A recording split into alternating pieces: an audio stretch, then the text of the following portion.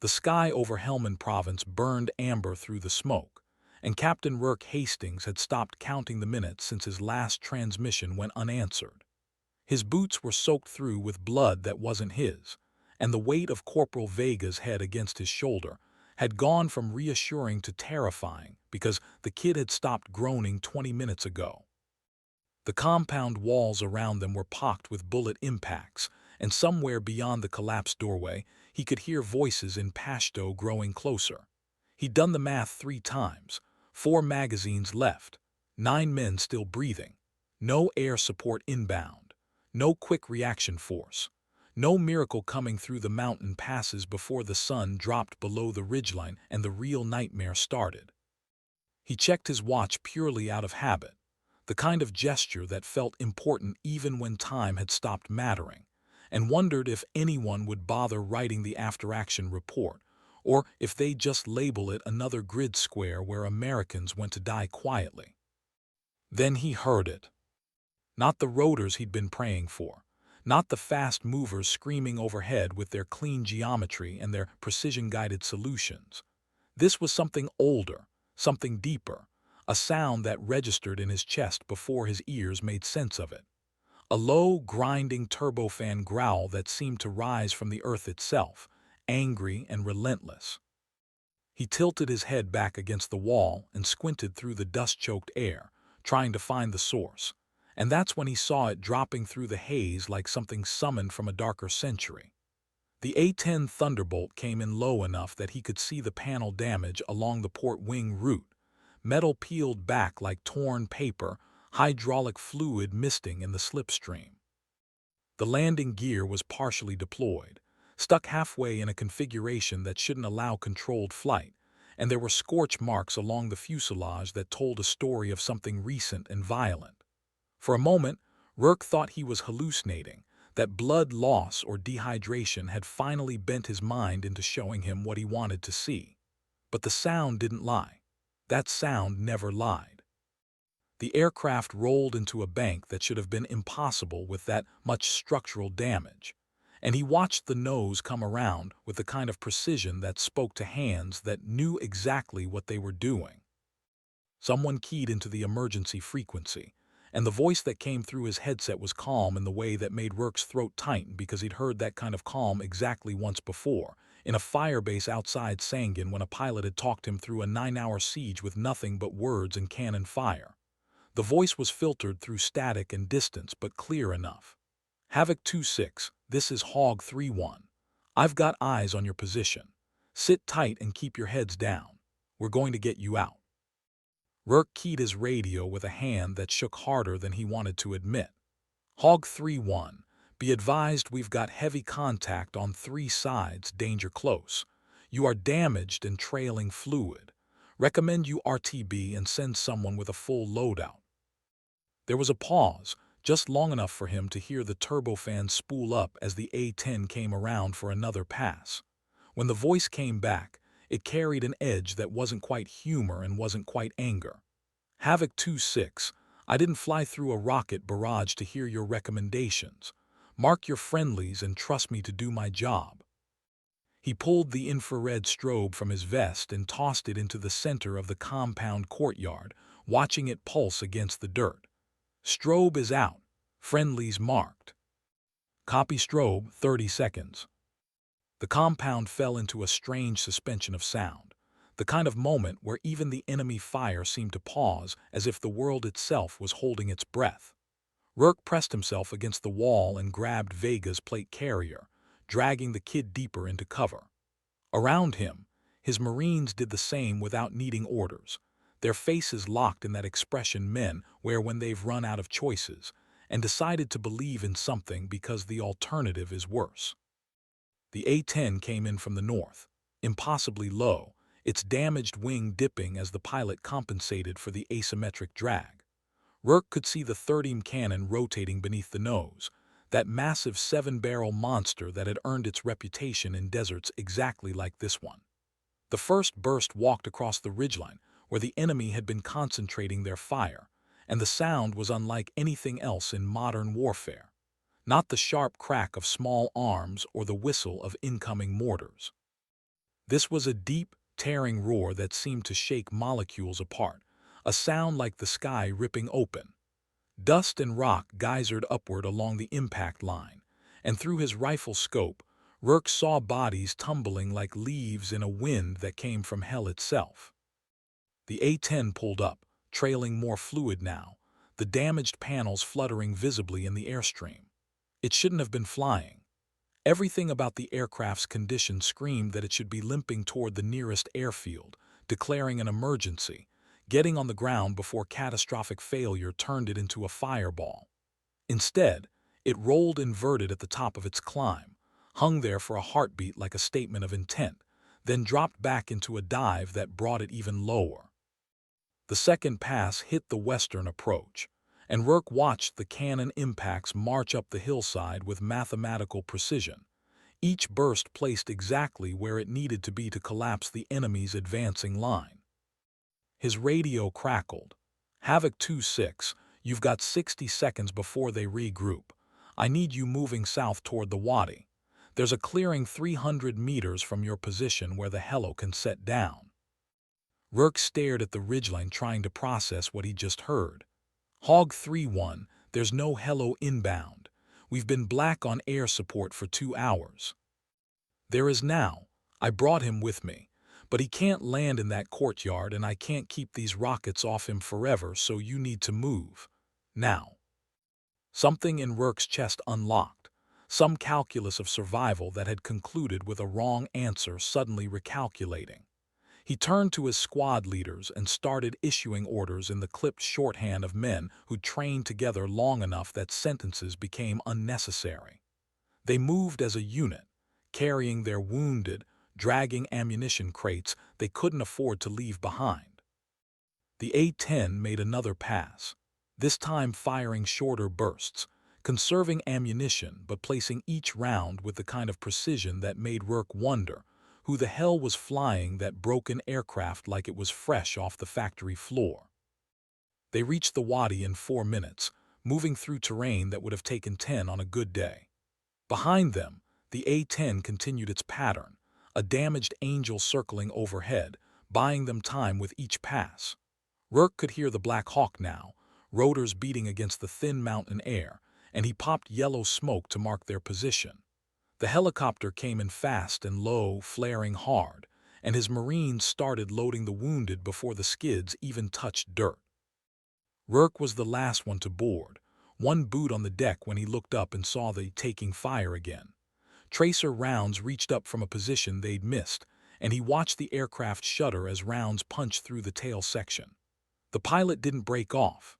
Instead, the Warthog rolled toward the threat, and the cannon fired one last time, silencing the gun position in a cloud of dust and debris. The Black Hawk lifted off, and Rourke pressed against the door gunner's window, watching the A-10 climb through the smoke. It was trailing fire now, small flames licking along the starboard engine cowling, and he knew without being told that the pilot was out of time. The aircraft leveled off and turned west, toward the nearest airfield, moving with the wounded dignity of something that had given everything it had and was now praying to make it home. Rourke keyed into the emergency frequency one last time. "Hog 3-1, this is Havoc 2-6. We're clear, thank you."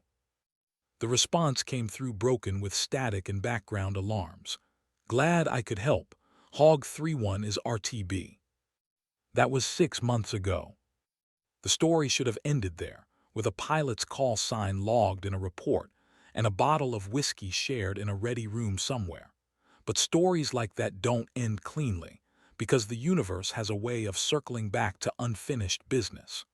Rourke was standing in the air operations briefing room at Bagram when he heard the call sign again, this time from a major delivering the morning intelligence summary. The man was talking about a close air support competition, some evaluation exercise the brass had cooked up to justify budget allocations, and he mentioned that Hog 3-1 had been selected to represent the A-10 community. Rourke's hand stopped halfway to his coffee cup. He'd spent 6 months trying to find out who had flown that mission, submitting queries through official channels, asking around the CAS community, even buying drinks for forward air controllers who might have heard the story. Every inquiry hit a wall of operational security classifications and polite deflections. Now, sitting in a briefing room surrounded by staff officers who'd never heard a round fired in anger, he was going to find out by accident. Major Kess Ryland, the briefing officer continued, pulling up a service photo on the projector screen. She's been flying hogs for 8 years, 3 combat deployments, decorated for valor in Operation Resolute Support. The photo showed a woman in her mid-30s with dark hair pulled back regulation tight and eyes that looked like they'd seen the kind of things that left permanent marks. Her jaw was set in an expression that wasn't quite a smile, the kind of look people wear when they're used to cameras but don't particularly enjoy them. Rourke studied the image and felt something click into place, some cognitive dissonance between the voice he remembered and the face on the screen resolving itself. The briefing officer moved on to other topics, but Rourke stayed fixed on that photograph, remembering the sound of that voice through his headset, the calm certainty in it, the way it had cut through his fear and replaced it with something like hope. After the briefing, he found the major in the hallway and asked the question that had been burning in his mind for half a year. "Sir, this CAS competition, where's it happening?" The major glanced at him with the mild irritation of someone interrupted during their morning routine. "Nellie's, next month. Why?" "I'd like to attend, sir, as an observer." "You planning to provide ground perspective, or just looking to meet a pilot?" Rourke met the major's eyes without flinching. "Both, sir." The major studied him for a moment, then shrugged. "I'll see what I can do. But, Captain, these evaluation exercises are usually pretty buttoned up. Don't get your hopes up about face time." Rourke nodded and walked away, already planning his next 6 moves. He'd waited 6 months. He could wait another 30 days. Nellie's Air Force Base sat in the Nevada desert like a monument to American air power, all shimmering heat and geometric precision. The CAS competition drew pilots from every branch, each one convinced they understood close air support better than the others. The grandstands were filled with evaluators, military analysts, and a handful of ground combat veterans invited to provide authenticity. Rourke sat in the 3rd row with his citation for valor pinned to his dress uniform, and watched the flight line with the intensity of someone searching for a specific face in a crowd of thousands. The A-10s were parked in a neat row, their angular profiles unmistakable even at distance. Someone had waxed them for the cameras, buffing out the combat wear until they looked almost ceremonial.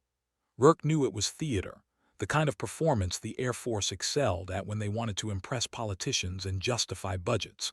But somewhere in that theater was a pilot who'd flown through hell with a damaged aircraft and pulled off a miracle because 9 Marines needed one. The announcer's voice echoed across the field, introducing each pilot with their credentials and accomplishments. Most of it was standard military biography, carefully curated lists of deployments and awards that sounded impressive without revealing anything meaningful. When they announced Major Kess Ryland, the crowd offered polite applause that didn't sound any different from what they'd given everyone else. Rourke clapped until his palms stung and watched a figure in a flight suit walk across the tarmac toward one of the warthogs. Even at distance, there was something deliberate about the way she moved, an economy of motion that suggested someone who'd learned to conserve energy for when it mattered. She performed her pre-flight inspection with methodical precision, checking panels and control surfaces with hands that knew every inch of the aircraft. Rourke had seen 1,000 pilots do pre-flight checks, but there was something different about watching someone who'd brought a dying machine home through skill and sheer determination. Every touch looked like communication, like she was reassuring the aircraft that they were in this together. The exercise scenario was straightforward on paper: troops in contact, danger close fire support required, multiple passes to demonstrate accuracy and tactical awareness. The kind of situation that looked simple in a briefing room and became infinitely complex when actual lives depended on the outcome. Rourke watched through binoculars as Major Ryland's A-10 took off, the twin turbofans pushing the ungainly aircraft into the sky with businesslike efficiency. She formed up with her wingman and headed toward the range, and for 20 minutes, Rourke listened to radio chatter he couldn't fully decipher. When the aircraft returned, the evaluators were nodding and making notes on their clipboards. Someone in the row behind Rourke muttered that it was a solid performance, textbook execution. Rourke wanted to turn around and explain that textbook didn't cover flying a damaged aircraft through rocket fire while coordinating a helicopter extraction, but he kept his mouth shut and waited. The competition continued through the afternoon, each pilot demonstrating their interpretation of close air support. Some came in too high, prioritizing their own safety over effectiveness. Others were aggressive but sloppy, putting ordnance near the target without the precision that separated good support from friendly fire incidents. A few were genuinely skilled, and Rourke could appreciate their competence even as he waited to see how the scoring would shake out. When they announced the results at sunset, Major Ryland placed second. The winner was an F-16 pilot from the 388th Fighter Wing, who'd executed a flawless attack profile with precision-guided munitions and textbook communication procedures. The crowd applauded, and somewhere nearby, Rourke heard someone say that it was about time the fast movers got some recognition for CAS work. He found Major Ryland near the debriefing hangar, standing alone and staring at the flight line with an expression that was hard to read. The setting sun turned everything orange and gold, casting long shadows across the concrete. Rourke approached slowly, suddenly uncertain about what he was going to say. 6 months of planning the conversation, and now that he was here, the words felt inadequate. She noticed him when he was 10 feet away, her eyes tracking his approach with the kind of alertness that never fully goes away after combat deployments. Her gaze dropped to the citation on his uniform, then back to his face, and something shifted in her expression. "Captain," she said, her voice the same one he remembered through the static and distance. "You're a long way from Helmand Province." Rourke stopped, processing the fact that she'd recognized him, though they'd never met. "You remember." "I remember every mission." She turned to face him fully, and up close, he could see the fine lines around her eyes, the kind that came from squinting into bright skis and making split-second decisions. "Havoc 2-6, 9 personnel, 3 urgent surgical. You were carrying Corporal Vega when you popped the IR strobe." "He lived," Rourke said, "because it seemed important that she know. They all did because of you." Major Ryland nodded slowly, accepting the information without fanfare. "That's the job." "The job doesn't usually involve flying a shot-up aircraft through a rocket barrage." "No," she agreed, "but sometimes the job requires improvisation." They stood in silence for a moment, and Rourke tried to find the right words for what he wanted to say. "Thank you seemed insufficient. You saved my life, reduced it to something personal when the truth was bigger." Finally, he settled on honesty. "I've been trying to find you for 6 months. I needed to know who flew that mission." "And now you know." Her voice was neutral, not quite dismissive, but not encouraging further conversation either. "Now I know," Rourke echoed. "And I also know you placed second in a competition that probably should have been yours." Something flickered across her face, too quick to identify. The scoring was fair. The F-16 driver put his ordnance exactly where it needed to be. With a perfect aircraft and a practice scenario, you flew a real mission with battle damage and actual lives on the line. There's a difference. "The evaluators disagree with you, Captain." "Then the evaluators don't understand close air support." Rourke heard the heat in his voice and tried to moderate it. "I'm not saying this because I'm grateful, though I am. I'm saying it because I've spent 8 years working with air support in every shit show from Fallujah to Sangin, and I know what competence looks like. What you did in Helmand wasn't competence. It was something else entirely." Major Ryland studied him with an intensity that made him feel like she was reading through his words into something deeper. When she spoke again, Her voice had lost some of its professional distance. "You came all the way to Nevada to tell me that I should have won a competition. I came to say thank you. The competition thing is just a bonus observation." She almost smiled then, just a slight curve at the corner of her mouth. "Well, thank you for the observation, Captain. But I've been doing this long enough to know that evaluations and real-world performance don't always correlate. I'm not going to lose sleep over it." "Maybe you should." Rourke gestured toward the flight line where the F-16s were parked in gleaming rows. "Because somewhere down the line, some staff officer is going to look at these results and decide that fast movers can do CAS better than warthogs.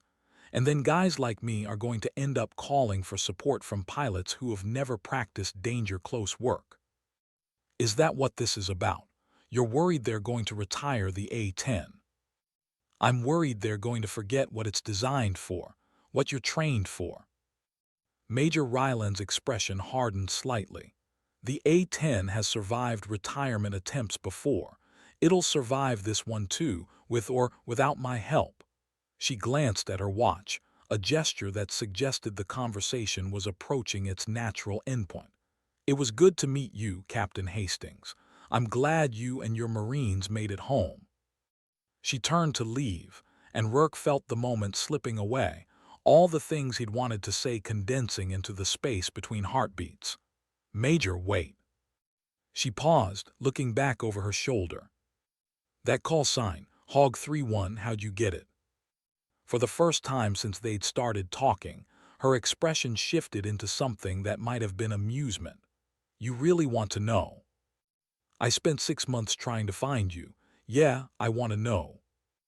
"My first squadron commander gave it to me after I put an engine through a bird strike and brought the aircraft back on one turbofan. He said I flew like I was too stubborn to acknowledge the possibility of failure." She paused. The call sign stuck. "Stubborn," Rourke repeated. "That tracks with everything I've seen. It's kept me alive this long." She nodded once, a gesture that felt like punctuation. "Take care of yourself, Captain." This time when she walked away, Rourke didn't try to stop her. He watched her cross the tarmac toward the operations building, her silhouette sharp against the dying light.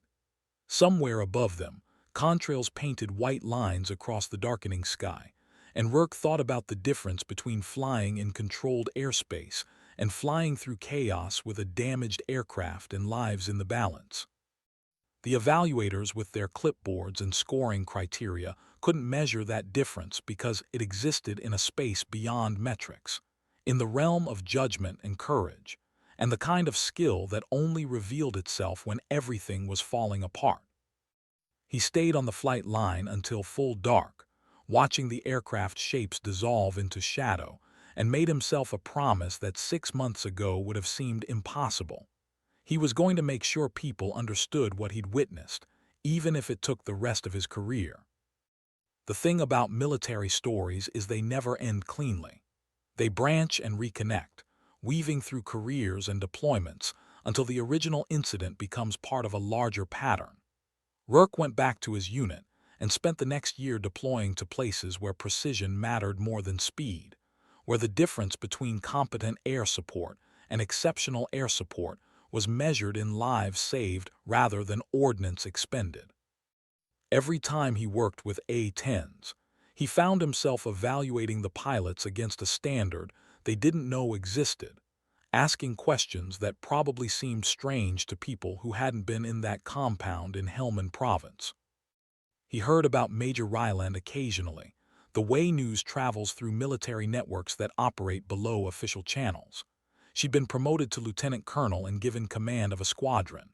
Someone said she'd flown a mission in Syria that had gone sideways and resulted in 3 medals and a classified after-action report.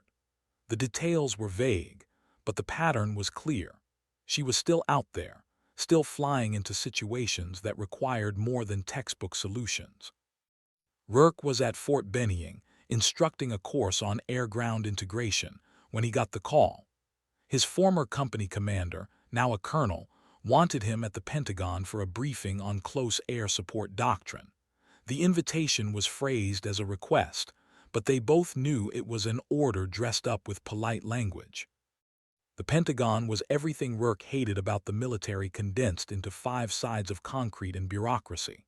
He spent 2 days sitting in conference rooms listening to PowerPoint presentation that reduced combat effectiveness to pie charts and trend lines. Most of the presenters were staff officers who'd never called in a fire mission, and their proposals for modernizing close air support focused heavily on unmanned systems and standoff weapons, precision from altitude, safety through distance, efficiency through technology. He was about to give up on the whole exercise when they announced the final presentation. Lieutenant Colonel Kess Ryland, speaking on integrated air-ground operations in complex environments. Rourke sat up straighter, suddenly awake in a way he hadn't been for 2 days. She walked to the front of the room with the same deliberate economy of motion he remembered from Nellie's, dressed in her service uniform with enough ribbon bars to make it clear she'd earned her place at that podium.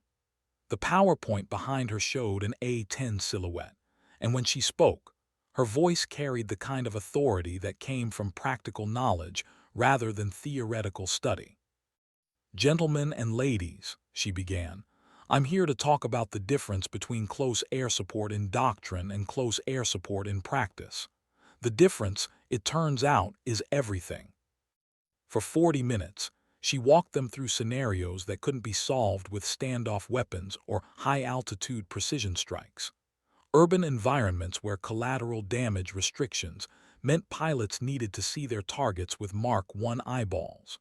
Mountain valleys where communications were degraded and pilots had to rely on visual signals from troops in contact. Fluid situations where the enemy and friendlies were so intermixed that only a pilot willing to fly low and slow could distinguish between them. She used video from her own missions, gun camera footage that showed exactly how close, danger close, actually was, and Rourke watched the room's energy shift as people realized they were hearing from someone who'd done the work they were theorizing about. When she finished, the questions came fast. A Navy captain asked about survivability in contested airspace. An Air Force general wanted to know why she thought the A-10 was still relevant when fifth-generation fighters could deliver precision strikes from beyond visual range. She answered each question with the same measured competence, never defensive, always grounding her responses in operational reality. Then a Marine colonel in the back row stood up. Rourke recognized him as someone senior in the air-ground community, the kind of person whose opinion carried weight in doctrine discussions. "Colonel Ryland," he said, "everything you've described is valuable in low-intensity conflicts. But in a peer-to-peer fight with advanced air defenses, how do you justify flying a subsonic aircraft into an environment where it's going to be targeted by systems specifically designed to kill it?" The room went quiet. It was the question that always came up in these discussions, the one that threatened the A-10's future every budget cycle. Rourke had heard dozens of answers over the years, most of them dancing around the central problem. The Warthog was vulnerable to modern air defense systems. Lieutenant Colonel Ryland didn't dance. "Colonel, you're absolutely right. The A-10 is vulnerable in a high-threat environment. So are helicopters, ground vehicles, and every Marine who steps off a landing craft. The question isn't whether the aircraft is vulnerable. The question is whether the mission requires accepting that vulnerability to achieve the objective." She clicked to a new slide showing a tactical map. "In Helmand Province, 6 months before I took this assignment, I flew a mission supporting Marines in contact.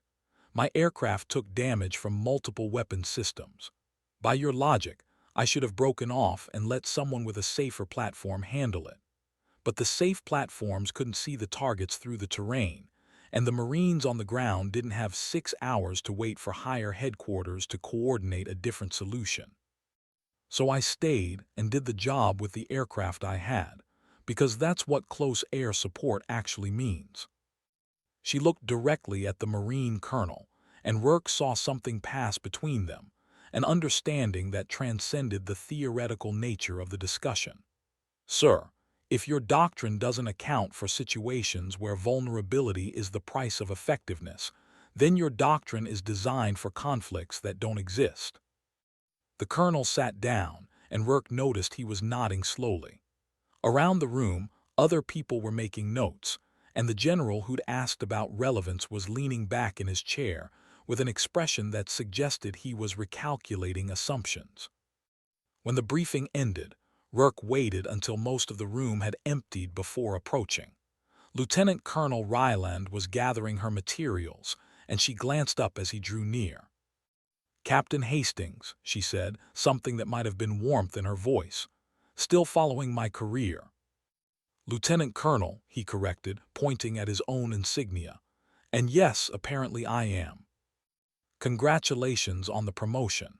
She closed her laptop and looked at him directly. "Did you arrange for me to give this briefing?" "No, ma'am. But I may have mentioned to some people that anyone making decisions about CAS doctrine should probably hear from pilots who have actually done it under fire." "Subtle." "I've been told I lack that quality." Rourke gestured toward the empty podium. "For what it's worth, what you said about vulnerability and effectiveness, that's going to stick with people. I saw it in their faces." "Maybe," she sounded skeptical. "Or maybe they'll go back to their offices and keep pushing for standoff weapons because that's what the budget supports. Some of them will, but some won't, and sometimes that's enough." They walked out of the conference room together, navigating Pentagon corridors that all looked identical.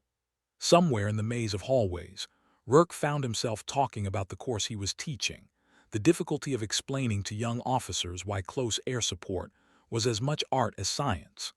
Lieutenant Colonel Ryland listened with the focused attention of someone who actually cared about the answer, occasionally asking questions that revealed the depth of her own thinking about the problem. "You should come teach a block of instruction," Rourke said as they reached the building's entrance. "The students would benefit from hearing the pilot's perspective." "I'm not sure my command would appreciate me taking time away to teach Army officers." "Then call it joint service cooperation. The Pentagon loves that phrase." She smiled then, a real smile that changed her whole face. "I'll think about it, Lieutenant Colonel, but no promises." "Fair enough." Rourke extended his hand, and she shook it with a grip that was firm without being performative. "Thank you for the briefing, and for everything else." "You're welcome." She held his gaze for a moment longer. "Take care of your Marines, Lieutenant Colonel." "Always." He watched her walk across the Pentagon parking lot toward a rental car, her figure receding into the bright Virginia afternoon. Somewhere above them, contrails crisscrossed the sky, and Rourke thought about all the missions being flown at that moment, all the pilots making decisions that would never appear in after-action reports or briefing slides. The infrastructure of air power was vast and complex, but at its core, it came down to individual pilots in individual aircraft making choices when the stakes were real. 3 months later, Lieutenant Colonel Ryland showed up at Fort Benning unannounced and spent 2 days teaching his students about the practical realities of close air support from the cockpit perspective. She brought gun camera footage, radio transcripts, and a willingness to discuss missions that hadn't gone perfectly, the kind of honest assessment that was rare in military instruction. The students were initially skeptical. Air Force pilots were often treated with suspicion by ground officers who viewed them as disconnected from battlefield realities.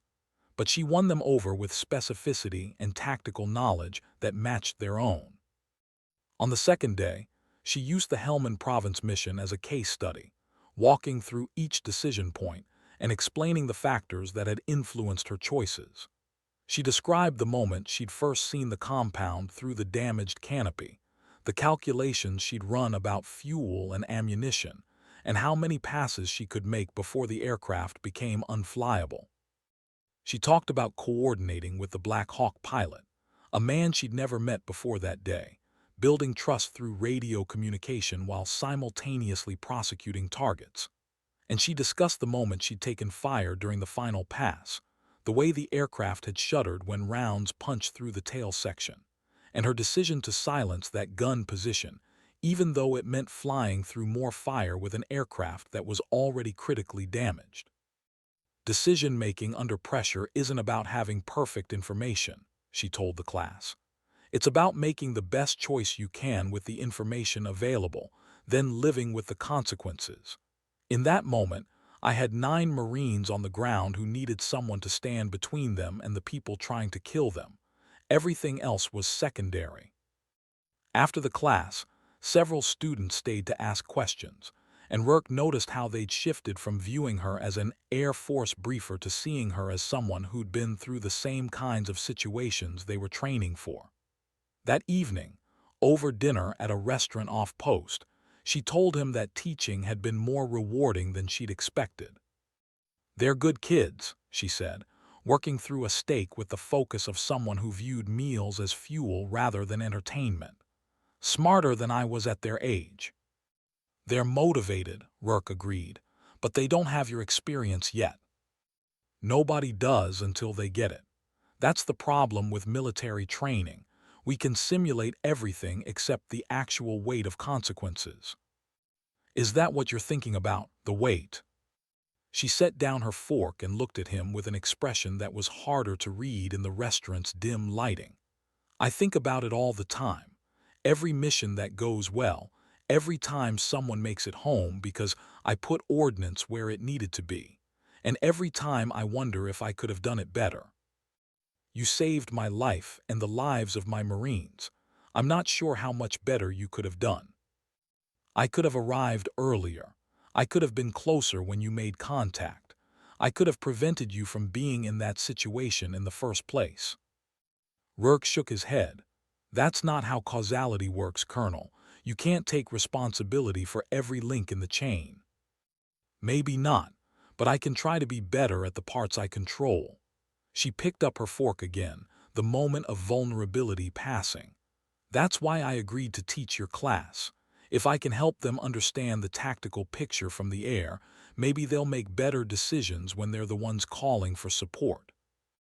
They talked until the restaurant started closing, the conversation ranging across topics that had nothing to do with military operations. She told him about growing up in Montana, learning to fly in her father's Cessna before she was old enough to drive. He talked about joining the Marines straight out of high school, the way the Corps had given him structure when his civilian life had none. They discovered shared interests in history and hiking, divergent opinions on coffee preparation and country music. By the time they walked out into the Georgia night, Rourke realized he'd spent 3 hours talking to someone and hadn't once checked his phone or mentally wandered to other obligations. "I should get back to my hotel," Lieutenant Colonel Ryland said, unlocking her rental car. "Early flight tomorrow." "Thanks again for coming out. The students got a lot out of it." "So did I." She paused with her hand on the door. "Lieutenant Colonel, can I ask you something?" "Of course." "Why did you spend 6 months trying to find me? You could have just filed a commendation and moved on." Rourke considered the question, trying to articulate something he'd felt but never fully examined. "Because what you did mattered in a way that most military actions don't.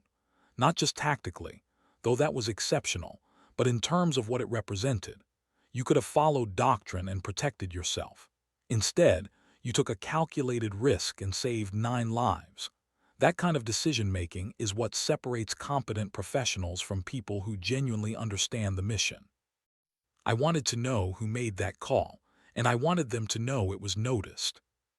She studied him for a long moment, and in the parking lot's fluorescent lighting, he could see the complexity of her expression, layers of response that she seemed to be sorting through.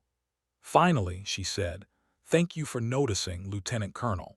It means more than you probably realize." She drove away, taillights disappearing into Bennings Gate traffic, and Rourke stood in the parking lot longer than necessary, thinking about the strange geometry of military relationships. How you could share something profound with someone and then not see them for months or years. How the bonds formed under pressure could remain strong even when separated by distance and divergent assignments. how recognition mattered, even to people who'd never asked for it. The next time Rourke saw Lieutenant Colonel Ryland's name, it was in a message traffic notification about a deployment to an undisclosed location in the Middle East.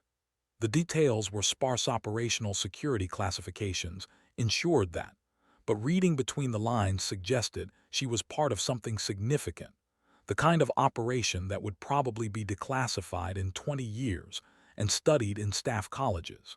He thought about sending a message wishing her luck but decided against it. She didn't need his well wishes, and saying "be safe" to a combat pilot felt both patronizing and futile. 6 months passed with no news. Then 8. Rourke was in Kuwait, coordinating air operations for a task force working the Syrian border, when he heard through the rumor network that one of the A-10 squadrons had taken losses.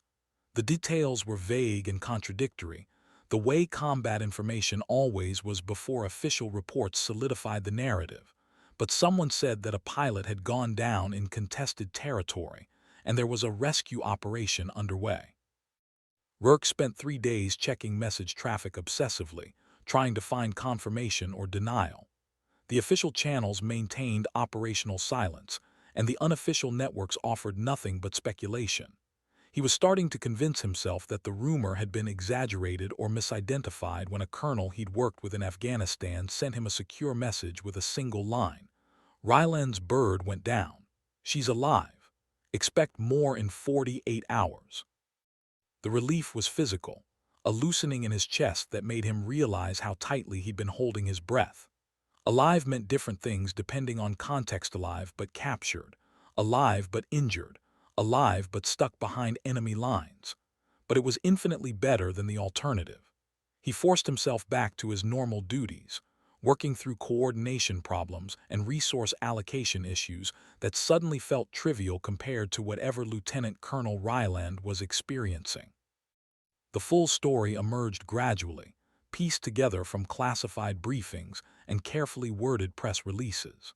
She'd been flying a mission in support of Kurdish forces when her aircraft had taken catastrophic damage from a surface-to-air missile. She'd managed to guide the dying A-10 toward friendly territory before ejecting over rough terrain, then spent 48 hours evading enemy forces while a rescue package worked to reach her position. When they'd finally extracted her by helicopter, she was dehydrated and had a broken collarbone from the ejection, but she'd kept moving throughout the ordeal and had provided targeting information for strikes against the units searching for her. The operational report called it exceptional survival skills and tactical awareness in high-threat conditions. The pilots who'd flown the rescue operation called it something else, using words like stubborn and impossible, with the kind of admiration reserved for people who'd exceeded every reasonable expectation. She was stateside for 3 weeks recovering before returning to duty, and during that time, Rourke saw her name appearing in different contexts. An aviation magazine ran a profile calling her one of the Air Force's most experienced A-10 pilots. A think tank published an analysis of modern close air support that cited her Pentagon briefing extensively. Someone in Congress mentioned her during testimony about the importance of maintaining manned aircraft in the inventory. When she finally returned to flying status, Rourke sent a message that took him 30 minutes to compose, balancing between acknowledging what had happened and not making her survival into something that required a response. He settled on, "Glad you're okay. When you're ready to teach another class at Bennying, the students are still asking about the last one." Her reply came 3 days later. "I'm scheduled for another deployment in 2 months, but I'll let you know if that changes. Thanks for checking in." It was brief, professional, and completely consistent with who she was. Rourke read it twice, looking for subtext that probably wasn't there, then filed it away and went back to his own world of tactical problems and subordinate development. The deployments continued, hers and his, like parallel tracks that occasionally came close but never quite intersected. He moved to a staff position at Marine Corps headquarters in Quantico, working on doctrine development. She became the operations officer for her wing, then eventually took command of her own squadron. They exchanged messages occasionally, usually prompted by some policy discussion or tactical question that fell at the intersection of their expertise. The messages were always professional, often interesting, and Rourke found himself looking forward to them in a way that probably meant something he wasn't ready to examine too closely. 3 years after Nellie's, Rourke was selected for colonel. The promotion ceremony was small, family, and a few close colleagues, the kind of event that marked a milestone without making it into spectacle. He was surprised when Lieutenant Colonel Ryland showed up, flying in from Nellie's on her own time, dressed in her service uniform and carrying a bottle of bourbon that she said was traditional for such occasions. "I didn't think you'd come," he said honestly, after the ceremony when they were standing in the officers' club with drinks and comfortable distance from the crowd. "You invited me. I had leave available. It seemed like the right thing to do." She raised her glass. "Congratulations, Colonel Hastings, you've earned it."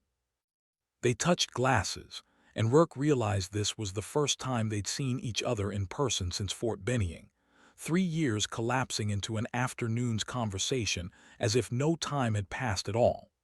She looked older, the lines around her eyes deeper, but there was a settledness to her that suggested someone who'd figured out what they were good at and stopped apologizing for it. "How's Squadron Command?" he asked. "Exhausting, rewarding, sometimes infuriating, exactly what I expected." She took a measured sip of bourbon. "How's staff work treating you?" "About the same. Turns out fighting PowerPoint battles requires different skills than fighting actual battles, but the stress levels are comparable." She smiled at that, and they fell into the kind of conversation that happens when two people share enough context that they don't need to explain everything. They talked about the changing nature of air operations, the ongoing debates about manned versus unmanned platforms, the challenge of maintaining institutional knowledge as experienced people rotated through assignments too quickly to transfer what they'd learned. At some point, the conversation shifted from professional topics to personal ones, and Rourke found himself talking about the difficulty of maintaining relationships when your job required constant movement, the way military life created connections that were intense but discontinuous. "Do you ever think about what you'll do after?" Lieutenant Colonel Ryland asked. "When you're done with this life?" "Sometimes, probably something boring like teaching or consulting. You?" "I've got 8 more years until retirement eligibility. After that," she shrugged, "maybe I'll buy a piece of land in Montana and spend my days hiking and not being responsible for anyone's life except my own." "That sounds perfect." "It sounds lonely, honestly, but it also sounds peaceful, which is something I haven't experienced in a long time." They stayed at the officers' club until it closed, talking with the kind of honesty that emerged when you knew someone well enough to skip pretense but not so well that you were burdened by expectations. When she drove back to her hotel, Rourke walked her to the car and experienced a moment of uncertainty about how to end the evening. A handshake felt too formal. A hug felt too presumptuous. He settled on something in between, a brief contact that acknowledged connection without demanding more. "Thanks for coming," he said. "It meant a lot." "You're welcome. And Colonel, keep fighting the good fight on doctrine. Someone needs to remind the PowerPoint warriors what it's actually like out there." "I'll do my best, and you keep bringing broken aircraft home when people need you." "That's the plan." He watched her drive away with the same strange sense of unfinished business that seemed to characterize all their interactions, as if the universe kept starting conversations between them but never quite allowed them to reach conclusions. Then he went home to his empty quarters and unpacked the colonel's insignia, small pieces of metal that represented years of choices and compromises and missions that had somehow added up to this moment. The emails continued.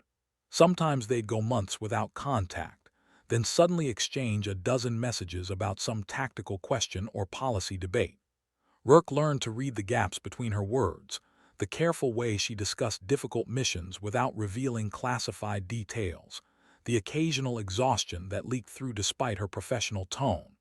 He suspected she was doing the same with his messages, parsing his complaints about headquarters dysfunction into insights about his state of mind. It was an odd friendship, built more on mutual respect than shared experience, sustained across time zones and deployments and the fundamental separateness of their service branches. But it was real in ways that many of his closer relationships weren't, because it was grounded in something neither of them could fully articulate: the recognition that they were both trying to do something important in an institution that didn't always value the things they thought mattered most.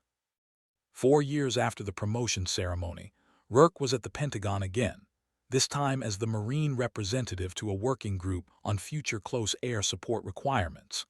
The meeting was predictably awful, full of people advocating for their preferred platforms and budget priorities, while carefully avoiding any mention of what actually worked in combat. He was contemplating whether to make a scene or just suffer through when someone tapped him on the shoulder during a break. "Colonel Hastings, I thought that was you." He turned and found himself face to face with a brigadier general he didn't immediately recognize. Then the man smiled and said, "You probably don't remember me. I was the Black Hawk pilot who extracted you from Helmand Province. Captain Morrison back then." Memory clicked into place. "General Morrison, of course I remember. You put your aircraft into a landing zone that barely qualified as flat ground while taking indirect fire."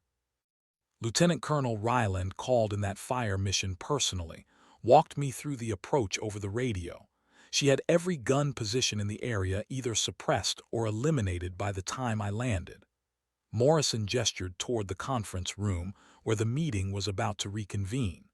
"I heard her name come up in there. Sounds like there's some debate about whether A-10s are still relevant." "There's always debate about that, sir, usually from people who have never needed them." "Well, if anyone wants my perspective, I'll be happy to tell them about a pilot who coordinated a rescue with a dying aircraft while taking fire from multiple positions. That's the kind of capability you don't replace with a PowerPoint brief." They talked for another 5 minutes before the meeting resumed, but Rourke found himself energized in a way he hadn't been all day. When the discussion turned back to platform comparisons, he told the story about Helmand Province, carefully framing it around the tactical requirements rather than individual heroics. Several people took notes. One asked for more details about the coordination between air and ground forces. By the time the meeting ended, the conversation had shifted slightly, moving from abstract platform capabilities toward concrete operational requirements. It wasn't a victory, exactly, but it was progress, the kind of incremental movement that sometimes added up to something meaningful over time. Rourke filed his trip report and went back to Quantico, thinking about the difference between changing minds and changing systems, and wondering if there was enough time left in his career to do either effectively. The answer came 6 months later, delivered in a phone call from an Air Force Major General he'd never met. The call was formal and scripted, the kind of conversation that happened when senior officers needed to float ideas without committing to them officially. The general explained that the Air Force was developing a new doctrine for close air support in contested environments, and they were looking for experienced officers to lead the working group. Would Colonel Hastings be interested in serving as the Marine representative, working closely with his Air Force counterpart to develop something that both services could support? The Air Force counterpart, the general mentioned almost casually, would be Lieutenant Colonel Kess Ryland, recently promoted to full colonel and transferred to Air Combat Command Headquarters for this specific purpose. Rourke said yes before the general finished explaining the time commitment, and he heard something that might have been amusement in the general's voice when he acknowledged the response. "I thought you might be interested, Colonel." Colonel Ryland spoke highly of your understanding of these issues. "She did. She said, and I'm quoting here, that you were one of the few ground officers who understood that close air support was about supporting troops in contact, not just delivering ordnance on coordinates. She thought that perspective would be valuable." Rourke felt something warm and complicated unfold in his chest. "I'm honored, sir. When does the working group convene?" 2 weeks. Pentagon. Plan on 6 months of intensive work, probably longer if you want to get this right. "We'll get it right, sir. I guarantee it." The working group met in a conference room that smelled like industrial carpet cleaner and disappointment, its walls covered with whiteboards that had accumulated years of half-erased ideas. On the first day, Rourke arrived early and found Colonel Ryland already there, reviewing documents with the focused intensity he'd come to associate with her approach to every task. She looked up when he entered and offered a smile that transformed her entire face. "Colonel Hastings, right on time." "Colonel Ryland, I hear we're going to revolutionize close air support doctrine." "Or die trying." She gestured to the empty chairs arranged around the conference table. "Fair warning, this is going to be harder than anything either of us has done in combat. At least in combat, you know who the enemy is." She was right. The next 6 months were a masterclass in institutional friction, navigating between competing service priorities and entrenched perspectives that had calcified over decades. But working alongside Colonel Ryland made the process not just bearable but occasionally exhilarating. She had a gift for cutting through bureaucratic language to identify the core tactical questions, and she could articulate complex concepts with a clarity that made even resistant stakeholders reconsider their positions. They developed a rhythm, each bringing their respective expertise to problems that required both ground and air perspectives. When ground officers pushed for overly prescriptive control measures, Colonel Ryland explained why pilots needed flexibility to adapt to dynamic situations. When Air Force planners advocated for standoff weapons that minimized risk to aircraft, Rourke walked them through scenarios where proximity was the only way to distinguish friend from foe. Gradually, painfully, they built something that neither service had achieved alone: a framework for close air support that honored both the tactical requirements of ground combat and the operational realities of air operations. Late nights became routine, the conference room illuminated by fluorescent lights while they argued about weapons, release authority, and communication protocols. They ordered takeout from the same 3 restaurants and developed preferences that became ritualized through repetition. They discovered they worked well together, their different perspectives complementing rather than competing, and somewhere in the process, the professional collaboration deepened into something neither of them had planned for. The doctrine document they produced was 200 pages of tactical guidance, decision matrices, and communication protocols. It was comprehensive, practical, and grounded in actual combat experience rather than theoretical constructs. When they briefed it to the 4-star level, both service chiefs listened with attention that suggested genuine interest rather than bureaucratic obligation. There were questions, modifications, requests for additional analysis. But the core framework held, and 3 months later, it was officially adopted as joint doctrine for close air support in contested environments. The adoption ceremony was formal and brief, generals shaking hands for photographs while staff officers distributed bound copies of the document. Rourke stood next to Colonel Ryland and felt a satisfaction that was different from anything he'd experienced in combat: quieter, more cerebral, but no less real. They'd changed something important, created a framework that would influence how thousands of future missions were planned and executed. After the ceremony, they walked through the Pentagon's corridors without particular destination, the building slowly emptying as evening approached. Somewhere along the way, Colonel Ryland started talking about Montana, the ranch she'd been looking at near Missoula, big sky country where you could see weather systems coming from 50 miles away. "I'm putting in my retirement papers next month," she said, and Rourke felt the words land like physical impacts. 20 years is enough. Time to do something different. "You'll miss flying." "Probably, but I'll also miss the weight of it, you know.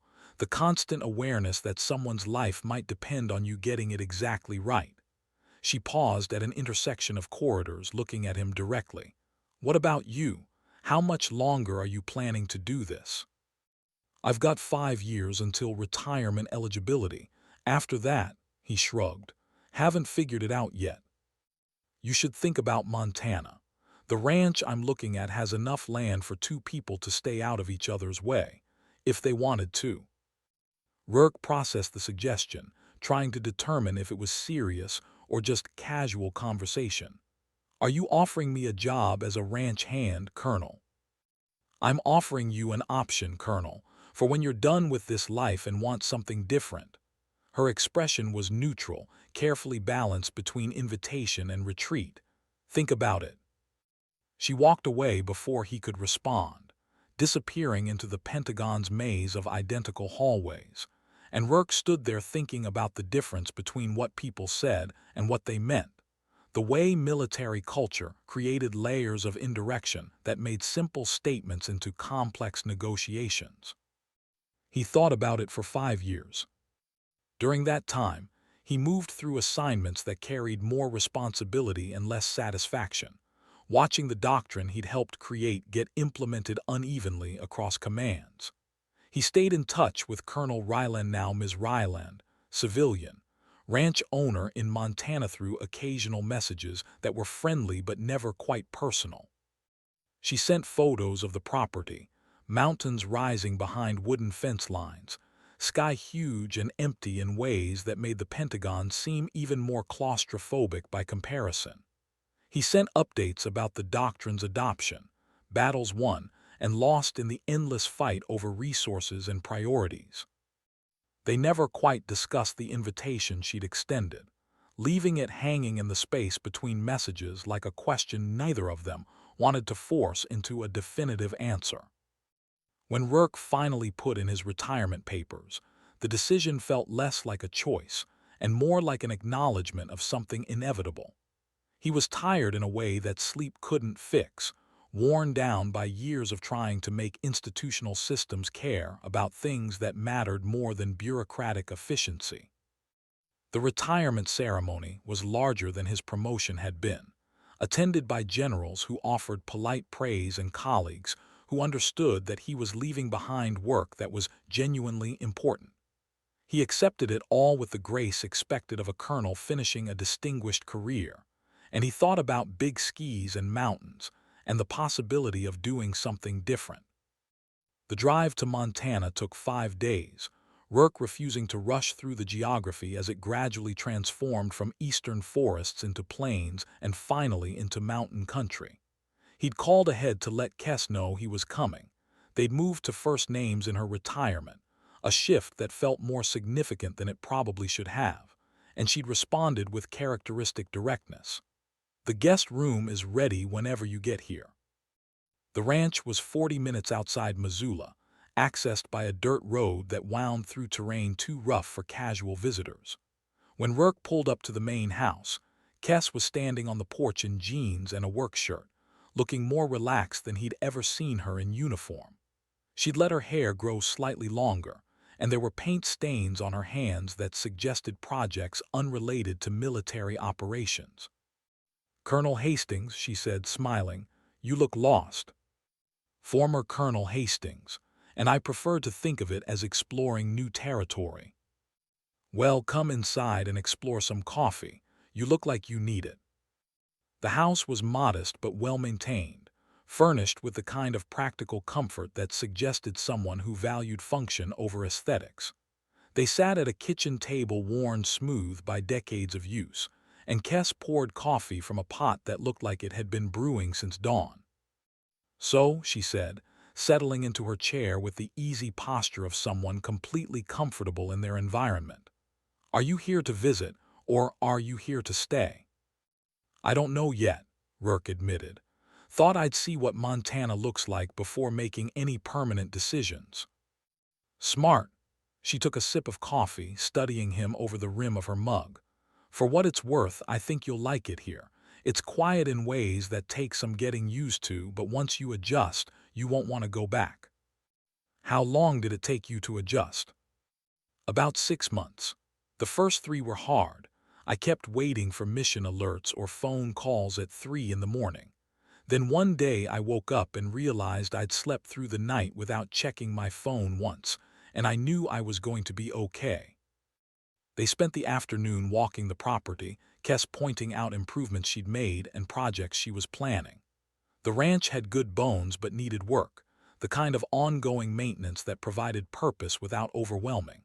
She talked about her days, early mornings checking fence lines, afternoons working on repairs, evenings reading or watching the sunset from the porch. It sounded simple in a way that would have bored Rourke 6 months ago, but now it felt like something worth considering. "The guest room is yours as long as you need it," Kess said as the sun dropped toward the mountains. "No timeline, no pressure, just see if this life fits." Rourke stayed for a week, then 2, then a month. Somewhere in that time, he stopped thinking of it as visiting and started thinking of it as home.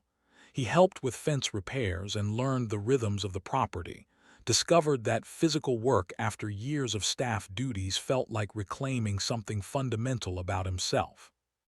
In the evenings, he and Kess would sit on the porch and talk about everything except their military careers. As if by unspoken agreement, they decided that those lives were finished, and examining them too closely might break the spell of what they were building here. 6 months in, Rourke drove into Missoula and came back with his belongings in a moving truck. Kess helped him unload without comment, and when he'd finished setting up in what had been the guest room, she handed him a beer and said, "Welcome home, Rourke." "Thanks, Kess, it's good to be here." They clinked bottles on the porch and watched the sun set over the mountains. Two people who'd spent decades making split-second decisions that affected lives finally learning how to exist in the spaces between urgency and purpose. It wasn't the ending either of them would have predicted when they'd first met on that flight line at Nellie's, but it felt right in ways that transcended planning or expectation. The sky over Montana was impossibly huge, and for the first time in years, neither of them was scanning it for threats or calculating weapons release parameters. They were just two people watching light fade across the landscape, comfortable with silence and each other, finally at peace with the knowledge that they'd done their part and could let someone else carry the weight for a while. Some stories end in fire and noise. This one ended in quiet and mountains, and the gradual understanding that sometimes the best thing you can do after a war is build something that has nothing to do with fighting.